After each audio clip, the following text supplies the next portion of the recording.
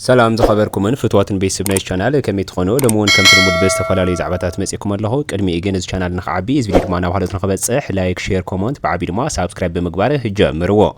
وانا مسراتي صمدو ايه زبل زنبره برهانه قبرقرقس ويم دما لفعتي تسفا بزبل لمحبرو ميديا قصو انفلطو كاب قيدي حيلتات صصتا تግራይ أمليطو አዲስ አበባ ከም ዝኣተወ ተፈሊጥሎ ካብኡ ብምብጋስ ድማ ሓድሽ ደሃይ ካሜራማን ፊልሞን ገብረ ህይወት ወይም ድማ ፊላሪ ሓድሽ ዘረባ ኣብ ድረገጹ ከም ዝለጠፈውን ተፈሊጥ እዩ ቅድሚ ሒደት ኣዋርሕ ኣብ ሊብያ ተተሓይዙ ተጨውዩ ዝነበረ ቲክቶከር ኤማ ኔፓ ብዝበለ እንፈልጦ ሓውና ሕጂ ሓድሽ ብስራት ከም ዝተሰምዐ ተፈሊጥሎ አምባሳደር ሰላም ኢትዮጵያ ዝኾነ ድምጻዊ ድሽታ ጊና ከም ዝተኣሰረ ተፈሊጥሎ ሰሙናዊ መላእኽቲ ውድብ ሕወሓትውን ሒዝናልኩም መጺና ኣለና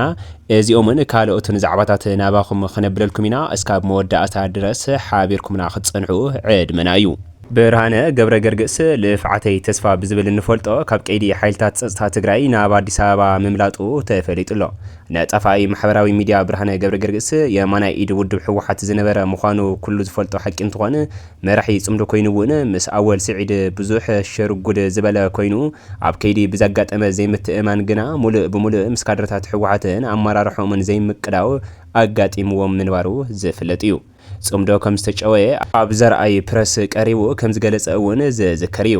በዚ ዝነቐለ ድማ እዩ ኣብ ውድብ ቁጣዕ ዝፈጠረ እቲ ቁጣዕ ዝወለዶ ድማ ኣብ ቀይዲ ንክነውዕልዎ ተሊሞም ከም ዝነበሩ ድማ ዝፍለጥ እዩ ይኹን ደኣምበር ለፍዓተይ ተስፋ ካብዚ ናይ ቀይዲ ማእሰርቲ ኣምሊጡ ኣዲስ አበባ ምእታው እዩ ተፈሊጡ ዘሎ ለፍዓተይ ተስፋ ወይም ድማ ብርሃነ ገብረገርግስ ካብ መቐለ ሃዲሙ ናብ ኣዲስ አበባ እንተኣቱ ኢዱ ናብ ብልጽግና ክህብ ምዃኑ እዩ ተፈሊጡ ዘሎ بدحريو ناب إثيوبيا ميدياتات እናቀረበ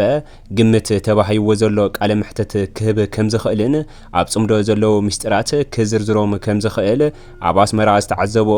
ሸካፍለና ከም ዝኽእልውን ግምት ሄብናሉ ለና ክብሉ ተናጊሮም እዮም ቀጺሉውን ኣብ መንጎ መራሕቲ ሕወሓት ዘሎ ፍቕርን ባእስን ክጠቕሶን ኣብ መንጎ ደብረጽዮንን ሰናይት መብራህቱን ዘሎ ናይ ጉዳይ ቅርርብ ኸብርህሮን መራሕቲ ሕወሓት መን እንታይ ሰሪቑ ክነግረና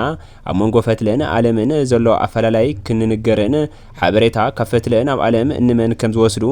ዓለም ድማ ንመን ከም ዝሽውድ ከይጠቃቀሰን ኣይሐልፍን ተባሂሉ ትጽቢት ዝግበረሉ እንትኾነ ደብረጽዮንን ኣማኑኤል ኣሰፋን ካብ ሕወሓት ንኽባረሩ መንን ይሰርሑ ከም ዘለው ኣብ መወዳእታ ዓለም ኣብ ወንበር ሕወሓት ኮይኑ ከም ዝሽየም ኣብ መንጎ ታደሰ ወረደን ዓለም ዘሎ ናይ ቀጻሊ ሕውእ ባእሲ ከውጽኦ ተባሂሉ ዓለም ታደሰን ወረደን ኣብ ቀጻሊ መን ከም ዝስዕር ድማ እቲ ግምት ተባሂዎ ዘለን እቶም በብጎኒ ሒዞሞም ዘለው ሰባት እንመን ከም ዝኾነን እቲ ብጣዕሚ ብርክት ዝበለ ምሽጥራት ከውጽእ እዩ ተባሂሉ እዩ ግምት ተባሂዎ ዘሎ ንህይወተይ ፈሪሕ ኣለኹ አክቲቪስት ልፍዓት ተስፋም ኣብ ዝተፈላለዩ ማሕበራዊ መራኸቢታት ኣብ ብዛዕባታት ትግራይ ኢትዮጵያን ኤርትራን ፖለቲካውን ማሕበራውን ወተሃደራውን ኩነታት መሰረት ብምግባር ርእይቶታቱ ብምሃብ ዝፍለጥ ኣብ መስርሕ ጽምዶ ድማ ሽሙ ብተደጋጋሚ ዝተልዓለ መንእሰይ ልፍዓት ተስፋም ንህይወቱ ስጋት ዝፈጥር ኩነታት ከም ዝተፈጠረ ገሊጾም ልፍዓተይ ወይ ድማ ብርሃነ ገብረገርግስ ለሙቕነ ዝሃቦም ቃለ መሕተት ኣዘራራቢ ኮይኑ ዝቐንዮ ኮይኖም ብፍሉይ ንኣቶ ጌታቸው ረዳን ጀነራል ጻድቃን ይቅርታ ምባሉ ዝዝከር እዮም ኣብ ናይ መዓልታት አፋላይ ድማ አረጋይ ቢቶው ዝባሃል አዘራራቢ ካድረ ህወሓት ኣብ ሓንቲ ታርጌት ዝተባሃለት ሚዲያ ቀሪቡም ልፍዓት ተስፋ ዘይንሱ ካል ዝፈልጥ የለን ኢሉ ዝሓስብ ብፍላይ ንጀነራላት ትግራይ ብምጽራፍን ሽሞም ብምጽላም ድማ እንትኸሶ ተሰሚዑዮም ቆም ዓስመር ደረጃስ አውሪድ ካሁን ገርካ ዘርፎ ጽቡቅ አይኮን خالي ንምግብ ሃይሊ ከም ዝራኸዮ ኣብ ሃገረ ሰላም ምስአር መሐምሳ نعم كزارة ربيع عاوز خرج دنقرة يلو رأيوه دنقرة زي رب حسابي أو يلو عاوز ندمنا بس تران هل هم زي بهال معرفي نقولهم ما شوية يعني نود بيتي نقولهم تعرفوا حد لم تاكم ذلك تزارة كم جي سعيب بهال لم تاكم ذلك تزارة كم جي كو عيب بهال شو انت لها خاني أكن بالك نشوف فلات نشوف مهور نشوف ፖለቲከኛ ንሱ ተመራማሪ ኣብዚሁም ድማ ልፍዓት ተስፋ ናብ ከቢድ ስቃት ከም ዝወደቐን እቶም ኣጸሊምዎም ኢሉ ኣረጋይ ሽሞም ዝተቐሰም ጀነራላት ደልየሞ ከም ዝጸውዕውን ንህይወቱ ሓደገኛ ቪድዮ ስለ ዝኾነም ኣጥፋኣለይ ኢሉ ንኣዳላዊ እታ ቃለ መሕተት ዝኾነም ታርጌት ሚድያ ብቴሌፎን እንትምሕጸነ ድማ ተሰሚዑሎም ቫይራል እንጂ ዝኸይድ ዘሎ ንሳቶም ፀዊዖም ኣለዉ ፅባሕ ልምግበይ ማለት ኢና እየ ተረዲኻኒ هذه ተሰልዕላ ኣሎ ማዓልቲ ብጣዕሚ ፅቡቅ ይመስለን ብጣዕሚ ቫይራል አጀንዳ ምስ ኮነ ተልዕልካዮ ትርጉም የብሉ ክሩፕ ከት ገይሮም ኣብ ቲክቶክ ኣብ ግዛዕ ስለ ዝሰቕልዎ هذه ግን ቱሪስት ስልምንካይ هذا ተልዕለለይ ወይ ከዓ ሃይድ ተትገብሮ ማለት እዩ ፕሊስ ታናይ ጀነራላት ፀሪፍዎም ትብል ንሳ ተተውጣት ፅቡቅ እዩ ተዘይኮይኑ ናይ ኣብ ሓደጋ ዘውድቕ እዩ زمسات اليوم جنبار عزتيهم جنرالات يوم حول حاجة دعوة ناس يدحلنا السفر وانتنا يولك عندي كل تاي اكسبوس برا زمسات لا يتقتل النقاش طريق كان ناقو يقول له عندي لا يتقتل من طرف النزول العربي يفتو قد بتو ما انه تارجيته فو لزم جنرالات كو يتصفهم زول تردي كاديو يكالو حول اذي شي بتعم حاجة جنيا نقري هذون ملكة ተሰቃይኑ እሳት ኤዲት ገርካ ከት ገርካ ንሳ እንደገና ፖስት ደረሰ ኮይኑ ግን ሓደገኛ ኢላይ ለህይወቴ በጣም ሓደገኛ ስለልኮነ ታጠርፊ ልምዶይ ጠሪፎ ለገለ ፍልሳከት ገርካ እንደገና ተሰቀልካዮ ጽቡቅ እዩ መንእሰይ ልፍዓት ተስፋ ኣብ እዋናዊ ፖለቲካውን ማሕበራውን ጉዳያት ርድኡትን ስምዒታትን ውግኑን ንውሓት ገይሩ ኣብ ማሕበራዊ መራኸቢታት ይነጥፍ ከም ዝነበረ ዝፍለጥ እዩ ሕዝናዋኹም ዝመጻ ኩሉ ግን برهانه سي جنرال مغبي جنرال ماشو بينن جنرال ودن بيتين صريفوم دناقور يدو صريفوم يدو ابتو ميديا تزاريو برهانه مش عبيت مرارحه نخغاچو استفلالي شرحتات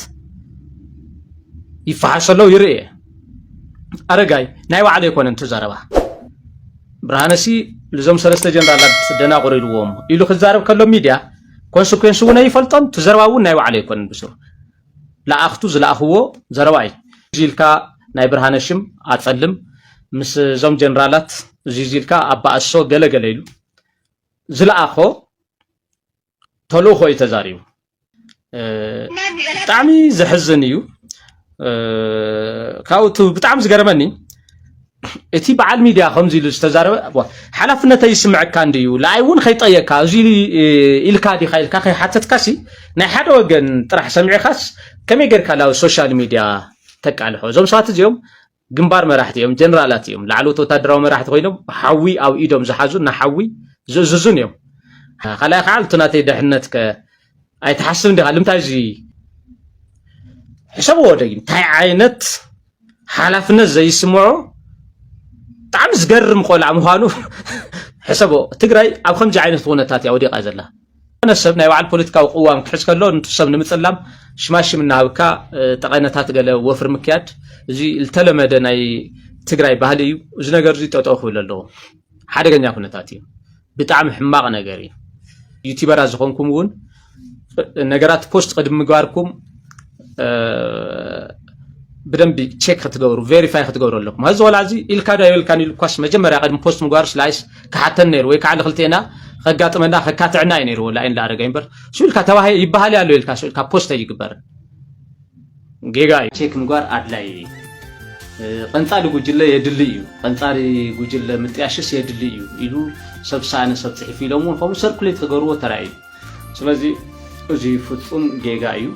አፍተ ትክክለኛ ናተ የተጻፈን ሁሉም ተም ዝጠቀስኩም ማለት እዩ ብዙሓት ሰባት ተደናግሩ ዓበይት ሰባት ናይ ዩኒቨርሲቲ መምህራን ሌክቸርስ ኮይኖም ክጋገዩ ይርኦም ብውሽጢ ስክሪንሻት ገይሮም ይልኡ ለዚናት ካዲዩልን ካብዚ ብመቀጻል ድማ እቲ ብጣዕሚ ደስ ዝብልን ዝሕጉስን ዜና ዝኸውን ንኣስታት 5 ወርሕን ልዕሊኡን ዝኸውን መዓልትታት ዳሃዩ ጠፊኡ ዝነበረ ካሜራማን ፊልሞን ፊላሪ ሓውና ሓድሽ ኢንፎርሜሽን ከም ዘውፅእ እዩ ተፈሊጡ ዘሎ እቲ ኢንፎርሜሽን ድማ ኣብ ድረገጹ ዝጠቅዖ እንትኾነ ንፊልሞን ካሜራማን ኣብ ኤርትራ ተኣሲሩ ከም ዘሎን ሕሊፎም ዝሃብዎ ናይ ጸጥታ ኣካላት ሽምኩም ከይጸዋዕኹም ተዘራሪብኩም ብቁልጥፍ ክምልስዎ ዕድል ክበኩም እየ ስሙ ሂብኩም ሶሙን ሂብኩም ኣለኹ ከም ዝበለውመን ጀነራል ጉዕሽ ገብረን ታደለ መንግስቱ ሃይለን ዶክተር ደጀን መሐመድ አብርሃን ሓዊሱ ብዙሓት ሰባት ናብ ኤርትራ ክወሰዱ እዩ ተሓዊኡ ዝነበረ ግን ኣይተሳኻዐን ጀነራል ገብረ ዴላ ድማ ከም ዝተቃወመን ምሳይ ኣይተሳፈጡ ጌጋና ኩልና ንእመን ንገ ጀነራል ገብረ ዴላ ግን ልዑል ክብራ ኣለኒ ነዘን ጌጋታት ክትእርሞን ናይ 5 መዓልቲ ዕድል ሂበኩም ኣለኹ እንተይ ዘይኮይኑ ግን ንፊልሞን ዝዓፈኖ ጥራሕ ዘይኮነስ ካልኦት ብጣዕሚ ብርክት ዝበሉ ሕማቃት ስራሕቲ ዝተሰርሑ ኩሎም ከውፅኦም ኢሉ ከም ዘፈራርሖም ድማ ተፈሊጡ እዩ እዚ ዝጸሓፈሉ ቅድሚ 5 ደቂቃታት ወይም ድማ ቅድሚ 10 ደቂቃታት ካብ መቐለ ወፂኡ አዲስ አበባ ኣብ ዝኣተወሉ ሰዓታት እዩ ፊልሞን ካሜራማን ፊልሞን ገብረ ህይወት ፊላሪ ድሕሪ 5 ወርሕን ገለታት መዓልትታትን እዚ ዳሃይዚ እንትንሰምዕ ብጣዕሚ ዝሕጉስን ደስ ዝብል ዜናን እንትኾነ ፖሊስ ከተማ መቐለ ግን ንምንታይ እዚ ምሽጥር እዚ ተሓቢእዎ ጸኒሑ ወይም ድማ ንምንታይ እዩ ዝፈልጦ እንተኮይኑ ከያቃልዖ ጸኒሑ ዝብል ብዙሓት ሕቶታት ናይ ህዝቢ ዋላኳ እንተሃለው ነገር ግን እቲ ሕጂ ዘገድሰና ብህይወቱ ናብ መቐለ ማለት እውን ናብ በዓልቲ ገዝኦን ናብቶም ብጣዕሚ ህሩፋት ዝኾኑ ደቆን ክመጽእ ጥራሒና ነደሊ ድማ ተባሂሉሎ አምባሳደር ሰላም ኢትዮጵያ ዝኾነ ድምፃዊ ድሽታጊና ከም ዝተኣሰረ ተፈሊጡሎ ድሽታጊና ኣብ ቤት መእሰርቲ ዘእተወ ምኽንያት እንታይ እዩ ንዝብል ቅድሚ ሓደ ወርሒ ዘይመልእ መዓልትታት ምስ ድጄ ኣሹ ትግትግ ሓድሽ ደርፊ ኣታወዲ ዝብል ደርፊ ደሪፎም ምንባሮም ዝዝከር እዩ ይኹን ደኣ እምበር ብዝተፈላለዩ መንገድታት ናብ ትግራይ እንዳመፀ ድሽታጊና ብጣዕሚ ተፈታውን ተሃራፍን ዝኾነ ሰብ እንትኾነ ኣብ ትግራይ ናመፀ ንዝፈጥሮ ዘሎ ናይ ሰላም ሃዋህው ኢሉ እውን ኣብቲ ከይዲ ሕማቕ ግዜ ፅንተት ዝነበረሉ ኣብ አዲስ አበባ መስቀል ኣደባባይ ተረኺቡ ኣነ ክደርፍ ኣይመጻኹን ካብ በዚ ሕጂ ወጣታት ደው ይበሉ ዓበይቲ ዓዲ ይኽዱ እምኒ ተሸኪሞም ይለምኑ ዕርቂ ይውረድ እምበር ኣነ ካብ በዚ ሕጂ ደሪፈይ ላላዓሎ ሰብ የብለይን ናብ መኒኻ ክትኩስ ኣነ ባዕለይ ክትኩስ ከይደ ነይረ ነገር ግን ናወድነይ ምዃኑ ምስ ፈለጥኹ እየ ገዲፈዮ ከም ዝበለ እውን ዘርሳዕ ሓቂ ኣይኮነን ካብዚ ብምብጋስ ድማ ኣብ ትግራይ ብዙሓት ግዜ መጺኡ ብዙሕ ግዜ ድማ ናይ ሰላም ኣምባሳደር ኢሎም ብዙሓት ፍሉጣትን ዓበይትን ከየንቲ ዝኾኑ ናይ ትግራይ ናይ ካባ ሽልማት ክሽልምዎ ብዙሕ ግዜ ተዓዚብና ኢና ካብዚ ብምጋስ ድማ ኣብዛ ሓድሽ ስራሕ ምስ ድጄ ኣሹ ትግትግ ኣታወዲ ዝብል ዝሰርሕዎ ስራሕ ተበጊሶም ኣብ ትግራይ ዘለዎ ኢድኣታውነት ንምፅራይ ተባሂሉ ተኣሲሩ ከም ዘለ እዩ ተፈሊጡ ዘሎ ይኹን ደኣ እምበር መልእኽቲ ድሽታጊና በጃኹም ድምፂ ይኹንኒ ተኣሲረሉ ዘለኹ ንዓይ ዝእስር ኣይኮነን ኩልኹም ንዓይ ትፈትውን ደለይቲ ሰላም ዝኾንኩምን ድምፂ ክትኾኑኒ ክብል ድማ ካብ ቤት መእሰርቲ ኮይኑ ዝተማሕፀኖ ማሕፅንታ እዩ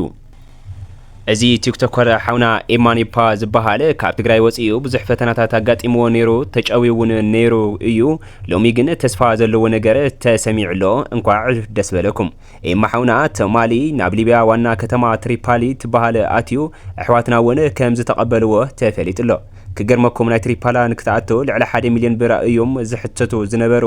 እሱ እውን ምስ ማእሰርቱን መግረፍቱን ሞቱውን ያጋጥም እዩ ኢሉ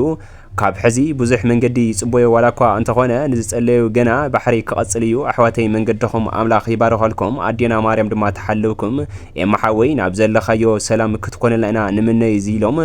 ትምኒቶም ዝገለጹ ብዙሓት ቲክቶከራት እውን ከም ዘለው እዩ ተፈሊጡ ዘሎ ኣብ መወዳእታ ድማ ሰእምናዊ መልእኽቲ ሕወሓት ሞተን ሰቃይን ህዝቢ መደናገሪ አጀንዳታት ንምኽዋል ምፍታን ናይ ገበን እዩ ክብል ናይ ዝሰሙን መልእኽቲ ከም ዝኾነ ተፈሊጡ እዩ በሰንኪ ወረርቲ ካብ መረበቱ ተመዛቢሉ ኣብ ማእኸል መዕቆቢ ውሽጢ ዓድን ስደትን ዝነብር ህዝብና ብሕማምን ጥሜትን ይሃለቕ ኣሎ እዚ ብጥሜትን ሕማምን ዝሃለቕ ዘሎ ህዝብና ኣብ ከመይ ዝበለ ዝኸፍአ ኩነታት ከም ዝርከብ ማሕበረሰብ ዓለም ክርዳእን እጃሙ ክዋፅእን ዘኽእል ርብርብ ምድሓን ህይወት ያካይዳሎ መንግስቲ ኢትዮጵያ ድማ መቀጸልታ እቲ ስምምዕ ፕሪቶሪያ ብምጥሓስ ኣብ ልዕሊ ህዝብና ዘካይዶ ዘሎ ሰላሕታዊ ጀኖሳይድ ማሕበረሰብ ዓለም ነዚ እናባእሰ ዝኸድ ዘሎ ሞተን ሰቃይን ህዝብና ከይርዳእን ዘላቂ መፍትሒ ኣብ ምውፃእ እጃሙ ከይውፃእን ብኻሊእ ኣጀንዳ ንምድንጋርን ነቲ ኣብ ሓደጋ ዝርከብ ህዝብና ህፁፅ ሰብኣዊ ሓገዝ ከይግበር ኣብ ምዕንቃፍን ምኽልካልን ተጸሚዱ ይርከብ ኢሉ ስምምዕ ፕሪቶሪያ ከይትግበር ሓኒቑ ብምሓዝ ኣብ ልዕሊ ህዝቢ ትግራይ ዝፍጽሞ ጀኖሳይድ ኣጠናኺሩ ዝቐጽል ዘሎ መንግስቲ ኢትዮጵያ መኸተ ህዝቢ ትግራይ ጠሊሞም ኣብ ትሕቲኡ ዝተዓሰቡ እውን ሲቪልን ወታደራውን ሰበስልጣኑ ኣዋፊሩ ነዚ አጀንዳ ንምኽዋል ካሊእ ናይ ጽልእን ቅርሕንትን ሓታት ንምፍጣርን ኣብ ምስራሕ ተጸሚዱ ይርከብ ድማ ኢሎም ህዝቢ ትግራይን ሕወሓትን ከምቲ ደጊሞም ዝገለጽዎ እቲ ኣብ ፕሪቶሪያ ዝተበጽሐ ስምምዕ ዘላቂ ምቁራጽ ተኽሲ ናብ ዘላቂ ሰላም ክሰጋገር እምበር መፈጸሚ ካሊእ መልክዕ ጀኖሳይድ ክኾን ኣይግባእን መንግስቲ ኢትዮጵያ ግን ኣብ ክንዲ ነቲ ዝተበጽሐ ስምምዕ ምትግባር ካሊእ መልክዕ ጀኖሳይድ ንምቕጻል ኣብ ዝኽእሎ ሽርሕታትን መደናገሪ አጀንዳታት ኩነታትን ተጸሚዱ ይርከብ መንግስቲ ኢትዮጵያ ሕዚውን ስምምዕ ፕሪቶሪያ ካብ ምጥሓስ ተቆጢቡ ብመሰረተቲ ስምምዕ ምዕራብ ትግራይን ጸለምትን ወሪሮም ዝሓዙ ዕጡቃት ብምውጻእ ሕገ መንግስታዊ ልዕላዊ መሬት ትግራይ ክኽበር ኣብ ትሕቲ ወረርቲ ዝሳቀ ዘሎ ህዝብና ሓራክ ክወጽእ ብጥሜትን ሕማምን ዝሃለቕ ዘሎ ህዝብና وحسنو تحليو نمربتو تمليسو زلاقي هلونو كرغاغص غبو كواصاء يغباء دمايلوم ማሕበረሰብ ዓለም ድማ ነዚ ኣብ ማእኸላት መዕቆቢ ብጥሜትን ሕማምን ዝሃለቕ ዘሎ ህዝብና ብኻልኦት ደናገርቲ ኣጀንዳታት ንምኽዋል ብመንግስቲ ኢትዮጵያ ዝግበር ዘሎ ወፍሪ መቐጸልታ እቲ ኣብ ልዕሊ ህዝቢ ትግራይ ዝፍጸም ዘሎ ጀኖሳይድ ምዃኑ ብምርዳእ ህልቂት ህዝብና ከብቅዕ ጃሙ ክዋጻእ ይግባእ ክንብል እዚ መልእኽትና እዩ ድማይሎም ኣለዉ ባርከስ ኮበራትን ፍትዋትን ተኸታተልቲ ናዚ ቻናል ንሎማዓንቲ ዝሓዝናዮም ዛዕባታት እዞም ክትሰምዑም ፀናሕኩም ይመስል ነይሮም እስካብ መወዳእታ ሓቢርኩምና ስለ ፀናሕኩም እንዳመስገንኩ ቅድሚ ምውጻኹም ግን እዚ ቻናል ንኽዓቢ እዚ ቪድዮ ድማ ናብ ካልኦት ንኽበጽሕ ላይክ ሼር ኮመንት ብዓቢ ድማ ሳብስክራይብ ከይገበርኩም ከይትወጹ